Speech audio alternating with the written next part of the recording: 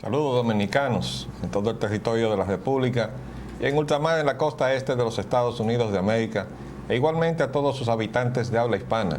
Hoy miércoles 6 de noviembre del año 2002 les traemos otra edición de Agenda Nacional. Este programa sustenta los valores de la libertad y la democracia y el derecho de los dominicanos y los latinoamericanos al desarrollo económico y social, con apego y respeto a los principios de soberanía y autodeterminación que sustentan y hacen posible la convivencia pacífica de pueblos y naciones, para identificar y analizar los obstáculos que han impedido e impiden que alcancemos la condición de vida y la felicidad a las que somos acreedores. Les habla Leopoldo Espaillat Nanita, y para llevar adelante este programa contamos, como siempre, con la ayuda y colaboración de nuestro amigo el licenciado Roger Orlando Pinto. Buenos días, Roger. Muy buenos días, Leopoldo. Mi más sentido pésame. Gracias. Sí. Por la pérdida del Partido Demócrata. Muy ominoso. Ese es el primer punto de nuestros temas previos. Realmente el Partido Republicano pasa a tomar el control total de los poderes públicos en los Estados Unidos. Yo no sé qué tú piensas, pero mi opinión es que ha habido el fracaso de una poco convincente dirección del Partido Demócrata. La dirección del Partido Demócrata no se ha empleado a fondo en diferenciarse del Partido Republicano. Y hemos traído algunos elementos de referencia precisamente para explicar el porqué. Hay dos partidos. El sistema político de los Estados Unidos se mueve fundamentalmente en dos grandes partidos, aunque hay otros partidos que están surgiendo. Precisamente consecuencia de la frustración que una gran parte, o una parte todavía no grande del electorado de los Estados Unidos siente frente a los dos grandes partidos. Y yo quiero recordarte, Roger, que cuando se votó el Tratado de Libre Comercio de América del Norte, hubo un legislador demócrata que lamentablemente yo no pude captar su nombre en ese momento, pero escuché perfectamente porque me quedé todo el día en mi casa presenciando ese evento. En el momento en que votó en contra del Tratado de Libre Comercio, dijo ese legislador demócrata al pueblo de los Estados Unidos que observe muy cuidadosamente lo que está sucediendo hoy en esta oportunidad. Eso son más o menos sus palabras, no estoy diciendo que citándolo textualmente, porque hoy se demuestra que el Partido Demócrata y el Partido Republicano son la misma cosa, y votó en contra, visiblemente, del Tratado de Libre Comercio. Fue uno de los pocos votos disidentes. Ese fue demócrata, y votó en contra. Y dijo que su partido y el Partido Republicano eran la misma cosa. Pero hay que recordar que del lado republicano también pasó lo mismo. Hubo legisladores republicanos que votaron en contra del Tratado de Libre Comercio, que había sido una criatura del gobierno de George Bush padre. Y fue sus consecuencias económicas las que le dieron el triunfo a ese mozalbete desconocido que se llamaba Bill Clinton, que venía de un estado que se llama Arkansas. Entonces, así se escribe la historia. El presidente Clinton, ya presidente, tomó el Tratado de Libre Comercio bajo su tutela y su responsabilidad y lo impulsó hasta llegar a un punto donde yo creía que se iba a dividir definitivamente el Partido Demócrata. No se dividió, pero como que le echaron agua a la sopa. ¿Qué tú crees? Sí, eso que usted acaba de apuntar es indudablemente verdad, una verdad de perogrullo, pero al mismo tiempo quiero señalar lo siguiente. El Partido Republicano ha venido desarrollando una estrategia desde aquella vez de los Newt Gingrich y la primera conquista del Congreso, es decir, de la Cámara de Diputados, que hicieron los republicanos con los célebres 10 puntos aquellos, y que Bill Clinton, a pesar de los avatares a que fue sometido, logró comandar la tropa y recuperar todo el terreno, incluyendo la desaparición política, es decir, barriendo con toda esa cúpula que dirigía al Partido Republicano en su agenda más conservadora, ultraconservadora que había logrado llevar al Congreso, encabezado por Newt Gingrich y todo el equipo que él llevó. Eso lo logró Bill Clinton, a pesar de todos los inconvenientes que ustedes supieron. Ustedes vieron a que fue sometido, algunos con razón, otros sin ninguna razón. Pero yo quiero señalar algo muy importante también dentro de este proceso electoral y de todos los procesos, pero este muy particularmente. Los republicanos están decididos de una vez y por todas, independientemente de los métodos que haya tenido, que tengan que poner en ejecución para lograr el control de los poderes. Ya eso llegó. Primero lograron la presidencia de la manera en que ustedes recuerdan que fue lograda, si es que se le puede llamar así, y no se iban a dejar pasar por alto esta oportunidad que tenían cuando habían invertido, porque esta es particularmente el aspecto que quería señalar. Más dinero que nunca en todas las campañas en donde se ponía en juego y en riesgo una posición republicana o queriendo despojar a los demócratas de las que estaban en juego en este baloteo, en estas elecciones. Indudablemente que esa estrategia le ha funcionado por una razón. Desde hace más de 20 años yo he venido observando en los Estados Unidos que los medios de comunicación han venido adocenándose cada vez más a la corriente de pensamiento más conservadora. Ya no hay un balance como aquello cuando Roosevelt, cuando la guerra de Vietnam, en la década de los 60 y de los 70, porque esos medios han sido adquiridos por las corporaciones y las personas de pensamiento más conservador.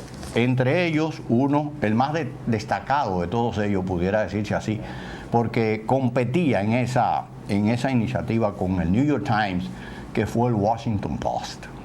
Con el New York Times todavía no lo han logrado en su totalidad, pero han avanzado bastante. Eso se logró también con el Miami Herald.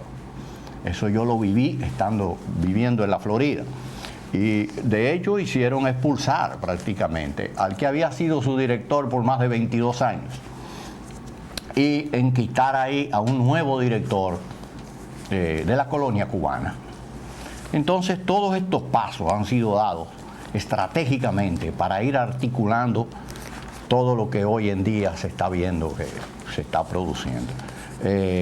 Los resultados, bueno, en lo que se refiere a esta situación y el estado de cosas imperante internacionalmente ahora en el mundo, vamos a verlo en breve plazo. Yo le voy a ceder la palabra de nuevo al arquitecto para que continúe ya en este ámbito las repercusiones que pudiera tener esta nueva equilibrio de fuerzas dentro de los Estados Unidos en cuanto al pensamiento liberal y conservador. Yo insisto, Roger, y respeto tu opinión desde luego, que el liderazgo del Partido Demócrata ha sido pobre. Sí, le falta. No ha tenido tampoco una clara diferenciación del Partido Republicano. Y yo le voy a explicar por qué.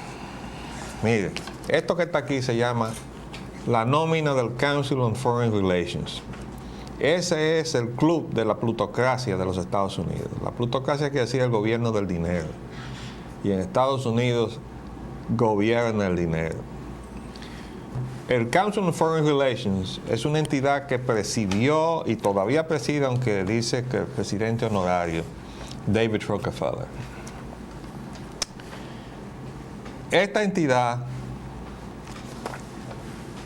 de cuya existencia cabal en todas sus implicaciones, la aprendí en este libro, hace ya unos años atrás, cuyo autor, Pat Robertson, es un predicador evangélico, que es escuchado por millones de personas en los Estados Unidos. En este libro, él me dio a conocer lo que ya yo tenía como imágenes fragmentadas del poder detrás de lo que es la apariencia formal de las instituciones de la democracia norteamericana. En esta página, el señor Pat Robertson hace una lista de los secretarios de Estado y los secretarios de Guerra o Defensa desde los años 40 hasta la época en que él escribió, que fue en el año 90. Mira aquí donde estaban los últimos: Alexander Haig, George Shultz, James Baker en la Secretaría de Estado, y Caspar Weinberger, Frank Carlucci y Richard Cheney, los secretarios de Defensa, hoy vicepresidente de los Estados Unidos. Esas dos listas que están ahí, secretarios de Estado, secretarios de Guerra o Defensa, de uno y otro lado, son la lista de todos los funcionarios desde los años 40 a esta parte que han desempeñado esas funciones. Todos, sin excepción, han salido del Council on Foreign Relations. Yo me quedé pasmado, porque no tenía idea de que el dinero se había organizado de una manera tan cabal en los Estados Unidos. En este libro leí también lo que dijo Abraham Lincoln con relación a esa organización del gran dinero desde la época de Lincoln, que recuerden que lo mató, dizque un loco, ¿verdad? Nada de loco. Actor atornado, obsesionado con sus ideas, y decidió matar al presidente Lincoln. Así pasa con todos los grandes presidentes en los Estados Unidos. Entonces, ahí fue que yo comencé a seguirle los pasos al Council on Foreign Relations. Por cortesía de mi vecino, Pedro Blandino, él me consiguió esta lista, que ya tiene un par de años, pero yo he mantenido actualizada. Esta era del 98, ahí se ve el reporte del año 98. Pero he marcado aquí, precisamente para hacer estas reflexiones en voz alta, con mi asociado, mi amigo el licenciado Roger Ogando, cuyas simpatías demócratas son inocultables. Digo al Partido Demócrata, porque yo soy demócrata. Sí, claro que lo eres. Miren, en esta membresía, ahí abajo, donde está marcado en amarillo el nombre. Yo creo que no sé, allá, donde está en amarillo. Carter, James L. Carter. Ese es Jimmy Carter, demócrata. Sí, están todos los demócratas también. Aquí he marcado a otros porque me parecieron interesantes, para que ustedes vean lo heterogéneo que es la membresía de esa entidad. Miren quién está acá. Este es un general que presidió la OTAN, nada menos. Clark, Wesley Clark, que cada rato aparece en CNN, dando opiniones como analista. Pero mira quién está aquí, el que fue gobernador de Puerto Rico, Rafael Hernández Colón. Yo no sabía que este señor estaba en esas ligas, grandes ligas, pero hoy, pasando el listado, me encontré con su nombre. Pero aquí marqué otros. Miren quién está acá. Christopher Dodd, demócrata. Este señor vivió en la República Dominicana y vino, sus padres hicieron una admirable tarea aquí de estudio de las aves que son propias de nuestro país. Hicieron un libro que yo tengo, recuerdo que su madre se llamaba Annabelle, ahora el padre no recuerdo exactamente. Pero bueno, él vino como miembro del Cuerpo de Paz también. De Paz. Pero mire dónde está Christopher Dodd, y es demócrata. Aquí entonces tengo al que es líder en el Congreso. Miren quién está ahí.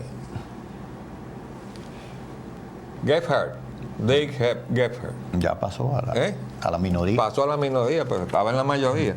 Hoy él y Tom Daschle, que no está aquí en esta lista. No está. Pero están otros que yo les quiero mostrar también. Por ejemplo, el secretario de Estado, ese hijo de jamaiquino, que fue general de 4 estrellas, jefe del Estado Mayor General Conjunto de los Estados Unidos. Mírenlo dónde está. Colin Powell. Y esto está lleno de generales y almirantes. Brent Scowcroft está aquí también, que fue jefe de Colin Powell. Fue primero que él jefe del Estado Mayor General Conjunto. Y tengo yo en un libro que escribió Bob Woodward que Scowcroft le había vaticinado a Powell que sería presidente en los Estados Unidos. Y él lo desestimó, dijo, no. Y él, ciertamente en un momento determinado, mire dónde está Brent Scowcroft. Es un almirante retirado. Esto está lleno de gente que estaban activos y eran miembros del Council on Foreign Relations, activos, lo que demuestra el gran poder de organización de la plutocracia cuando logra tener en esta entidad, y eso es algo que yo nunca me he explicado, cómo las leyes de Estados Unidos lo han permitido, miembros de las Fuerzas Armadas pudieran ser a su vez miembros de esta entidad que agrupa a las principales, si no todas las figuras del mundo de la finanza, de la banca, de la bolsa, del gran petróleo. El señor David Rockefeller es la cabeza del mundo petrolero y lo mismo lo es del lado bancario, ¿no? Entonces, por eso quería mostrarles esto, para explicar por qué el gran fracaso del Partido Demócrata en los Estados Unidos en estas elecciones, a mi juicio. Le faltó definición y el pueblo de los Estados Unidos lo percibió.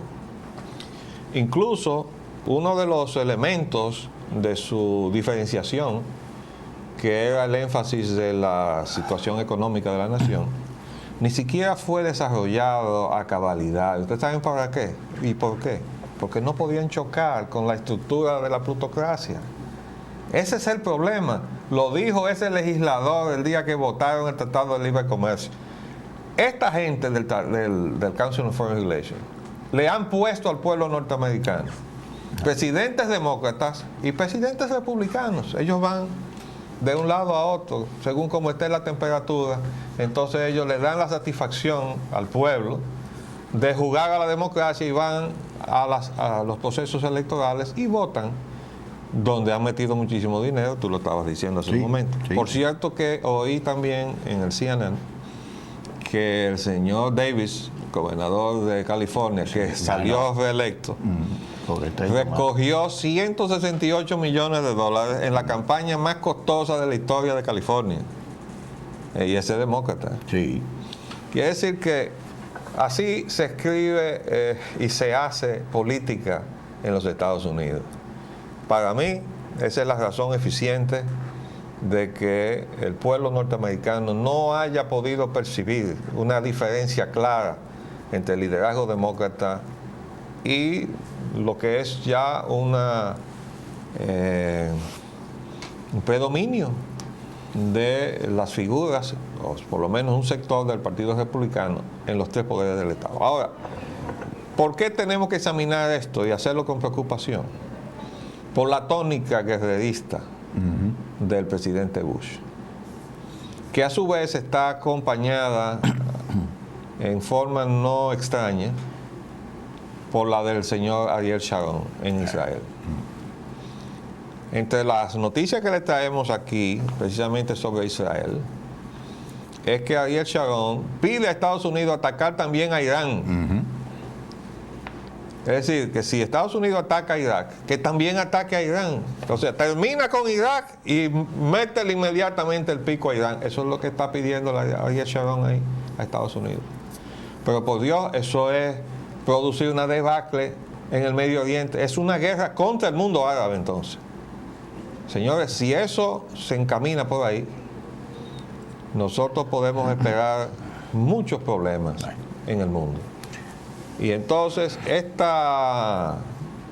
este triunfo político, que indudablemente lo ha sido también para el presidente Bush, que salió a caminar el país para reforzar, se apretó hasta el último momento, el ánimo de los republicanos. Y se estima también que eso influyó en cuanto a la concurrencia a las elecciones. Sí. O sea que la votación republicana fue más cabal, es decir, fueron más a cumplir su cometido los republicanos que los demócratas, que parece que estaban desmoralizados por las mismas razones quizás que yo he estado tratando de explicar. De todas maneras, vamos a ver qué pasa. porque todavía está en manos de las Naciones Unidas lo concerniente a Irak. Todavía se está buscando, porque está también el freno y la moderación que impone la decisión y la posición de las otras grandes potencias del mundo occidental. Y eso creo yo que de todas maneras, aún después de este triunfo de política interna en los Estados Unidos, el presidente Bush se manejará con la prudencia necesaria para no llevar al mundo a una hecatombe que donde se va a pagar el precio más alto va a ser precisamente en los Estados Unidos de América. Esa es por lo menos preliminarmente nuestra apreciación de esta situación. Vemos con preocupación que no hay liderazgo en el Partido Demócrata. Y además hay que decir, no hay balance, ¿no? Hay que decir no hay contrapeso. Que Tom Daschle fue uno de los destinatarios de las dos famosas cartas de Anthrax. Ya esas cosas se han olvidado, se han quedado atrás. Sí, el pueblo americano se lo olvida. Por lo que, no es a nosotros mismos, ya estábamos hablando de... Usted y yo lo mantenemos en el aire. No, pero yo decía ayer que reconocía que ya había olvidado la cadena de atentados de bomba que había hecho un jovencito, no hace tanto tiempo como para que a uno se lo hubiera olvidado, pero los acontecimientos del francotirador habían como desplazado eso de la mente de uno. La media. Pero en realidad, Tom Daschle fue casi víctima de esa carta. Y yo creo que él y Leahy y otro legislador fueron dos demócratas. Dos liberalísimos demócratas. Entonces, como que a partir de ese momento debió surgir una posición distinta de parte del Partido Demócrata. Lo que vimos fue un Tom Daschle que cuando intervenía parecía como que tenía un pie aquí y el otro allá, queriendo estar bien con todo el mundo. Y esas son las cosas, ese es el precio que se paga cuando usted pierde o usted no adquiere una definición. Porque en política usted tiene que tener definiciones. Usted hace su cálculo si es que lo va a hacer atendiendo a su mente y no a su corazón. Pero si lo hace atendiendo a su cabeza, entonces usted tiene que hacer su aritmética, es decir, con esta posición gano tanto apoyo y pierdo tanto. Y si usted piensa también con su corazón, dice, pero aunque me sea adverso, esto es lo que yo siento y me voy a ir por ahí. Que al fin y al cabo, en algún momento, el pueblo percibe quién es que está haciendo las cosas porque realmente las siente, de aquellos que lo están haciendo en un momento dado por puro oportunismo político. Vamos a hacer un paréntesis y volvemos en unos minutos.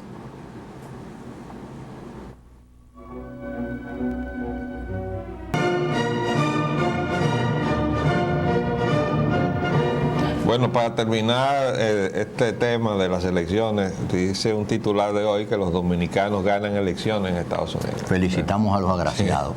Vamos entonces a ver nuestra gente. ¿Qué viajó el presidente Mejía a Canadá? ¿A qué?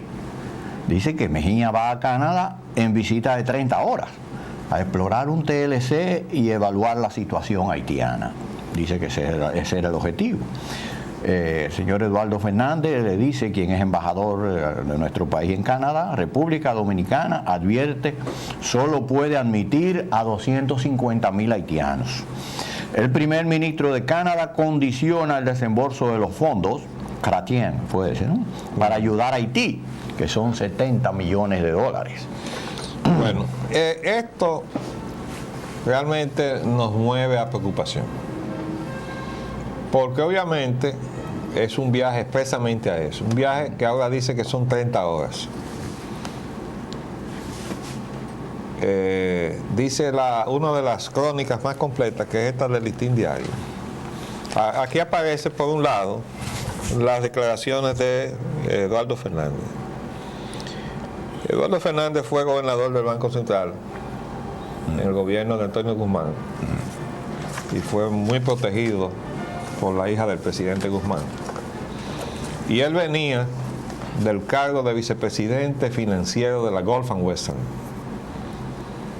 Y yo debo decir que como vicepresidente de la Gulf and Western, él conocía de los manejos que había hecho Charles Bluthorn en la bolsa de Estados Unidos con el azúcar dominicana. y sabía que se le debía un dinero al gobierno dominicano porque había sido con azúcar del CEA. Sin embargo, él supo venir a desempeñar un cargo tan delicado como el gobernador del Banco Central y no le dijo al presidente Guzmán que eso había. Tuvo que esperar que reventara en Estados Unidos la investigación para que el gobierno dominicano se enterara de esa situación. Pero bueno, es nuestro embajador en el Canadá. Y él es que da estas declaraciones, pero uno se pregunta, ¿y qué hacemos nosotros en el Canadá hablando sobre cuántos haitianos podemos o debemos tener aquí en el territorio dominicano? Exactamente.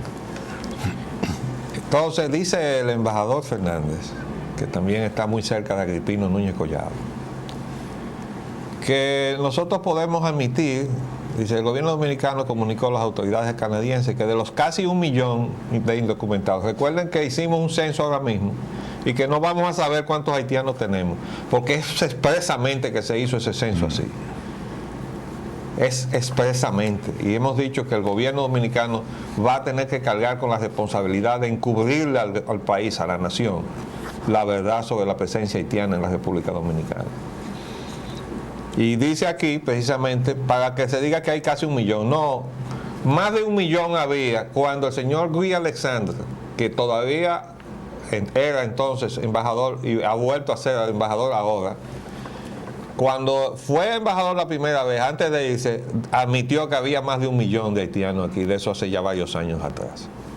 Quiere decir que para ir a subestimar la cantidad, para eso fue que se dejó que el censo no pudiera determinar cuántos haitianos tenemos. Todavía no sabemos cuántos dominicanos hay. Sabe Dios cuándo nos los dice. Entonces dice el señor Fernández que de los casi 1 millón de documentados haitianos residentes en el país, solamente está en condiciones de admitir a unos 250,000 para emplearlos en labores agrícolas, especialmente la recolección de café, arroz, parte de la caña y la industria de la construcción. Yo quiero saber, ¿de dónde salió esa cifra? ¿Fue Flaxo que le hizo ese cálculo? Debe haber sido. ¿Qué entidad del gobierno dominicano estimó que esas son las necesidades de mano de obra haitiana en la República Dominicana? Yo tengo el derecho de saberlo como ciudadano dominicano. Entonces yo, por este medio, reclamo a las autoridades del gobierno, al secretario de Trabajo, que debería estar empapado de estas cosas, que me diga cómo se determinó que las necesidades de mano de obra haitiana en este país de 250,000 se llegó a ese número, ¿verdad? Entonces, dice además, hemos dicho a los canadienses que como país no necesitamos ayuda, pero tenemos de 800,000 a 1 millón de haitianos, de los cuales se pueden utilizar unos 250,000 que necesitamos para distintas labores agrícolas y la industria de la construcción. Explicó el diplomático, quien adelantó que el tema haitiano está entre las prioridades de las 2 reuniones de trabajo que sostendrá hoy el presidente Hipólito Mejía con el primer ministro Jean Chrétien. Advirtió que los otros 600,000 o 700,000 haitianos son una carga social muy pesada para el gobierno y la República Dominicana. Bueno, eso lo admite ya hasta la vicepresidenta, Milagrito Ortiz Bosch. Pero vean esta otra parte del reportaje del Listín Diario, que está inmediatamente debajo de la otra, en la misma página. Aquí aparece incluso una foto del presidente con una gorra cubriéndose la cabeza por el frío que hace. Dice aquí, primer ministro de Canadá condiciona desembolso de fondos para ayuda a Haití. Señor. En otra de las crónicas se habla del proyecto de zona franca ahí en la frontera. Recuerden que en la última versión dada oficialmente por el gobierno dominicano, se habló de que ese proyecto, esas zonas francas o esa zona franca, iba a estar del lado haitiano de la frontera, como debe estar.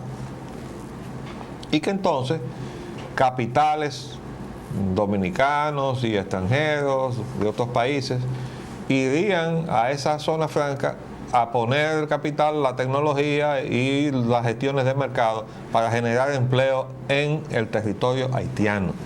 Eso, de acuerdo a la opinión que nosotros vertimos en su oportunidad, serviría para 2 cosas. Uno, para retener en su territorio a aquellos que están necesitados de poder emplearse y sobrevivir, porque de otra manera no pueden sobrevivir. Y segundo, para devolver para allá esa mano de obra que tenemos acá.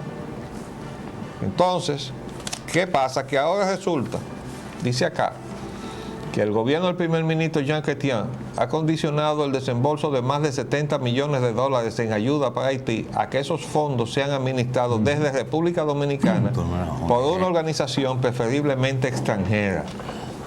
No dice cuál. Esta posición del gobierno canadiense mantiene paralizados varios programas en beneficio del desarrollo social y económico del vecino país. Sin embargo, el presidente Hipólito Mejía expondrá al premier Chrétien, con quien sostendrá hoy 2 reuniones de trabajo en el Palacio de Gobierno, priorizar dentro de la política de cooperación internacional la ayuda a Haití, además de que le presentará un proyecto para el desarrollo y conservación del río fronterizo Artibonito y toda su cuenca, la mayoría de la cual se encuentra en territorio haitiano. Este proyecto, que conllevaría una inversión de unos 200 millones de dólares, está destinado a rescatar ese importante afluente en el entendido de que si no se detiene el avanzado proceso de deforestación y destrucción de su zona boscosa, la cual es utilizada para carbón en la parte haitiana, esa nación se quedaría prácticamente sin agua en los próximos 7 u 8 años. En busca de apoyo, motivado en esa realidad, es que el presidente Mejía tratará de obtener apoyo canadiense a dicho proyecto, según lo explicó el embajador dominicano Eduardo Fernández Pillal. Pues bien, yo creo que si el presidente fue a buscar el apoyo canadiense para que eso se vuelque en Haití y resulte como una especie de arrancada para lo que necesita que se produzca en el pueblo haitiano, en el territorio haitiano, en beneficio del pueblo haitiano, estamos totalmente de acuerdo. Pero si el señor Chrétien tiene condicionantes puestas ahí a que nosotros admitamos en territorio dominicano una cuota de determinada cantidad X, la que sea, eso es lo que me luce. Nosotros eso no se lo podemos admitir. Y si es sobre esa base que el presidente ha viajado al Canadá, nosotros vamos a rechazar frontalmente ese viaje, porque es indigno moverse del país el presidente dominicano para hablar sobre una situación donde otro Estado nos esté imponiendo condiciones que lesionan la soberanía de la República. Eso es en el supuesto de que eso sea así. Lo que pasa es que la culpa de que estemos haciendo suposiciones aquí la tiene el propio presidente Mejía, que no le dijo al país a qué viajaba a Canadá, para que entonces, por boca del embajador que está allá, que le está diciendo a los periodistas que acompañaron al presidente allá estas informaciones, entonces nosotros acá tengamos que especular sobre por qué esos temas se han ido a tratar con el señor premier o primer ministro del Canadá. De paso hay que decir que este gobierno le entregó a 2 firmas que están registradas como canadienses, aunque son capitales de otra procedencia, una extensa área del territorio dominicano, adyacente a la frontera, donde está probablemente la mina más grande de oro, o una de las minas de oro más grandes del hemisferio, según dijo en su momento el señor Max Puig, cuando era ordenador del Lomé en el gobierno de Leonel Fernández. Entonces, esas concesiones se dieron. Trajimos aquí la documentación para mostrar que se está especulando con eso, porque a la firma que se le está dando eso no tiene el capital para hacer nada.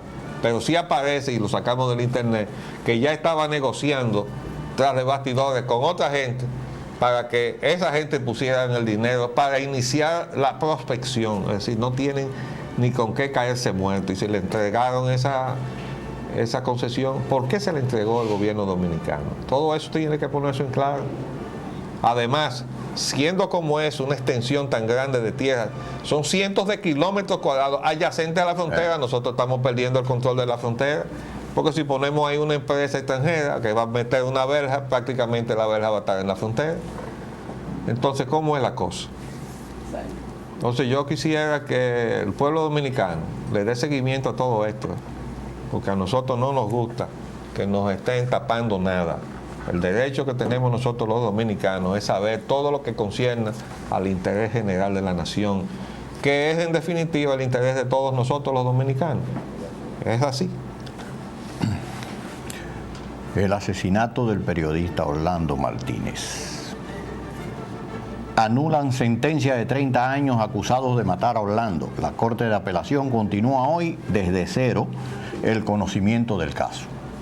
Sí, lo echó Bueno, todo no hacia podíamos silenciar esta información que está ocupando los titulares de los principales medios, aunque tenemos entendido que esa anulación simplemente significa que la Corte quiere comenzar a ver el caso desde su inicio, Sí, con eso todas es sus lo que implicaciones. Y si es para hacer justicia, bienvenida Sea. la decisión. Accidente aéreo en Guazumal, San Cristóbal. Sobreviviente dice impidieron aterrizar. Aeronáutica Civil niega que impidieran aterrizar el avión. ¿Tú leíste esa crónica? Sí, señor, la leí. Con mucho interés. ¿Qué te pareció? A mí me parece que la versión que da los tripulantes del avión tiene grandes visos de verdad. Porque entrando en una especulación, sé por experiencia propia, sin embargo, que desde el punto de vista militar, en lo que se atribuye a las operaciones aéreas, hay mucha suspicacia con respecto a los aviones livianos como ese, de aviación general, como se llama ese tipo de aeronave pequeña, ejecutiva, etcétera, que aparezcan en el espacio aéreo dominicano sin una notificación previa, un plan de vuelo y sin un permiso. Perdóname, pero hay que dejar dicho Que venían en emergencia. Venían de Bahamas. Correcto, también. A Ahí Haití. Ahí va. ¿Verdad? Entonces, todavía mucho menos el hecho de que iban desde Bahamas a Haití, sin embargo, otros dicen que iba volando desde Bahamas directamente a Sudamérica. Y como no se tenía la información previa del plan de vuelo, es probable, aunque si es cierto, de ser cierto el hecho y de comprobarse, que ellos notificaron, cosa que niega el controlador de tránsito aéreo de Barahona, que era el aeropuerto más recomendable para que hicieran la operación de emergencia que estaban clamando en su situación, de ser cierto que se le negó, aún habiendo notificado la emergencia, eso ya es sancionable. Pero si no había notificado ninguna emergencia y simplemente pedía permiso para aterrizar en el aeropuerto, ahí entonces ya el aeropuerto podía haberse negado y decirle, como le dijo, como dice él que le dijo, que se dirigiera al aeropuerto ¿cómo se llama?, de Herrera, o al aeropuerto de la ciudad capital. Esta capital. versión dice, hacían las rutas Nassau, Puerto Príncipe, Haití, pero fueron desviados a Santo Domingo porque hacía mal tiempo. Dicen ellos que hicieron O sea que los desviaron desde Haití. Para que hacia vinieran. Santo Domingo. Entonces, dicen ellos Eso hay que comprobarlo. sí, que venían entonces sin combustible y que estaban pidiendo permiso para aterrizar en la primera pista que encontraron. ¿Cuál es la primera pista que uno encuentra cuando uno viene a Haití? Barahona.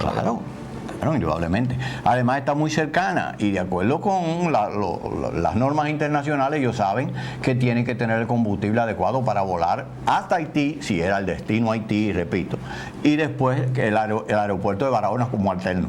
Pero eso debió estar previsto en su plan de vuelo y no hubiera habido ninguna dificultad. Aeronáutica Civil, las autoridades de este país que tienen atribuciones en ese ámbito, pues hubieran actuado de acuerdo con las normas y los estándares internacionales. ¿Tuviste esta otra aclaración? Está muy sospechoso. Nosotros nos referimos al asunto de que se había informado de que los lugareños, dice acá, con relación al caso de la avioneta, Aeronáutica Civil se quejó de que los residentes en la zona saquearon la aeronave, lo que según dijo puede entorpecer las investigaciones. Lo señalamos ayer. Pero dice acá entonces, la jefatura de la policía negó hoy que la avioneta accidentada el domingo en Guazumal, San Cristóbal, haya sido saqueada por los campesinos e informó que los equipajes y equipos que pudieran determinar las causas reales del accidente fueron incautados por miembros de la Defensa Civil y otros organismos de socorro, y los cuales se encuentran en la comandancia de San Cristóbal. Bueno, el hecho de que lo recuperaran es otra cosa, pero yo vi en televisión, inclusive quiero señalar esto, creo que los reporteros gráficos llegaron primero a la zona del desastre que las autoridades. No, estamos hablando del equipo de socorro. Que lo de socorro también, puesto que yo vi a un individuo con un radio en la mano, o un instrumento que había extraído del panel, sentado debajo de un árbol mirándolo como diciendo, ¿cómo puedo hacer dinero con esto? O cómo lo hago funcionar. O cómo lo hago funcionar, ¿no? Y así, otras partes del avión, vi también uno que cogió una punta de ala y salió caminando con ella. Es decir, no debe tocarse, no debe ni siquiera moverse de ahí. Eso hay que dejarlo intacto como cayó y como está, que eso es lo que determina. Vamos a ver el resultado. Vamos a ver el resultado de la investigación. Israel convoca elecciones anticipadas. Sharon pide a Estados Unidos, como usted dijo, atacar también a Irán. Y Netanyahu, que fue el nuevo miembro del gabinete de Sharon, también tan conservador de derecha como él, un poquito más allá. Netanyahu acepta el ministerio que le propuso el primer ministro Sharon. La injusticia, se cumple 20 años de la masacre de Sabra y Chatila. Ese es un reportaje que para celebrar el cumpleaños le publicaron a Ariel Sharon aquí, en el periódico nacional, ¿no? Pero ahora Amnistía Internacional está acusando a Israel también de otra sharonada en Jenin y en Naplusa. Es decir, que el asunto no es para llevarlo a los tribunales internacionales de la Haya, donde han sometido la situación parece ser que Ariel Sharon está obligado ya a convocar a elecciones en febrero. En breve plazo. ¿Verdad? Se ha quedado sin poder constituir gobierno. Sí. O sea que está gobernando con su partido nada más, o sea que no hay una mayoría en el Parlamento. Entonces por eso le ha ofrecido a uno de su propio partido, porque no se lo puede ofrecer a nadie más, porque nadie más se lo quiere aceptar. Entonces ha tenido que ir a donde el señor Netanyahu, que es una posición todavía más radical dentro de su propio partido radical. Y él aparentemente le ha aceptado el ministerio. Vamos a ver lo que va a significar eso, porque a nosotros realmente nos debe preocupar a todo el mundo esa radicalización del gobierno israelí. Bueno, yo creo nada más que por el título de que le marchen a Irán también. Sí. Uno puede juzgar por dónde viene la cosa. Además, ellos deben estar cantando alabanzas por la Vamos a pasar la victoria en los Estados Unidos. Noticias del Vaticano. Iglesia Católica estudia si acepta a los curas homosexuales. Bueno, nuestro comentario es que después del escándalo que se ha producido en los Estados Unidos, es el titular del periódico El Día, lo que debe estar ponderando el Vaticano no es si acepta, sino cómo sanciona, ¿verdad? Y no, primero tiene que decidir que no los acepta y además sacar a los que están. Sacarlos para que sea la justicia ordinaria que los sancione. O sea, tiene que expulsarle, tiene que quitarle esa sotana de arriba, porque es que no puede dignificar ese delito. Poner una sotana es dignificar al que la tiene, mientras la iglesia como institución sea digna. Entonces, la ropa que que la representa, dignifica al que se la pone en la medida en que la institución sea digna. Pero si la institución no toma las medidas para dignificarse, entonces se va a desacreditar la Iglesia Católica. Entonces nosotros como católicos queremos decirle al Vaticano que no se puede equivocar en eso. Definitivamente que no. Va a defraudar a todos los católicos que tenemos las cosas donde deben estar. Vamos a adentrarnos en los temas nacionales. La crisis energética tocando fondo. Embajador de Estados Unidos critica el costo de la tarifa eléctrica. Albricias. Sí, Mejía resolverá apagones, aún sea por las malas o por las buenas. Tú sabes que eso podríamos haberlo puesto en el capítulo de las noticias extrañas, ¿verdad? Que teníamos el otro día. Ajá. Sí, ¿verdad? Usted me ha eliminado ese capítulo. No, déjelo ahí. Dice, apagones continúan pese a la entrada de 5 plantas. 3 unidades de la compañía de San Pedro de Macorís siguen paralizadas, la llamada Cogentrix. Las plantas de Cogentrix siguen apagadas por falta de pago. La comisión intenta variar los precios de Cogentrix y ahí está la lucha entre el gobierno Señores, y Coyentri. para que veamos de qué se trata. Mire, esto fue lo que nosotros sacamos del internet. Que entendemos que lo mismo que hicimos nosotros pueden hacerlo los funcionarios del gobierno. Esto tiene fecha, aquí está, 10 de agosto, ¿no? Del 2002. Y hasta los periodistas también deben hacerlo. Dice, Aquila adquirirá Cogentrix Energy. Dice, Aquila Inc., una empresa norteamericana propietaria de utilidades y comercializadora de energía, acordó comprar a la firma Cogentrix Energy Inc. por $415 millones en efectivo, para casi duplicar su capacidad de generación. Oigan esto, que la empresa basada en Kansas City, Missouri, Aquila, dijo que va a asumir una deuda de 1.1 billón, o sea, $1.000 millones y $100.000. $1 billón son $1.000 millones. Sí, señor. O sea que al hacer la operación, esta empresa está asumiendo una deuda de $1.1 billón. Y entonces sigue por ahí. De Coyentri. Aquí menciona, Sí. dice que está comprando participaciones en 7 estados de los Estados Unidos y en la República Dominicana. O sea, nos sacamos la lotería. 13 plantas. Porque que la tienen única total. empresa fuera del territorio norteamericano que tenía la Cogentrix era aquí. ¿Por qué será? Pero aquí seguimos insistiendo en negociar con Cogentrix, señores. Y ayer decíamos, caramba, qué extraño, ¿verdad? ¿No será que a la gente que está de aquel lado se le ocurrió, vamos a mantener vivo a Cogentrix a ver si cobramos, o a alguno de los de este lado, vamos a mantenerlo vivo a ver si le pagamos y nos dan algo, ¿no? Porque si ya no existe Cogentrix, ¿por qué se insiste en eso? Bueno, se nos acabó el tiempo, se nos fue rápido hoy. Sí. Cierto. Volveremos mañana, si Dios así lo permite. Les hablamos Leopoldo Espallana Anita. Y Roger Van. Hasta luego.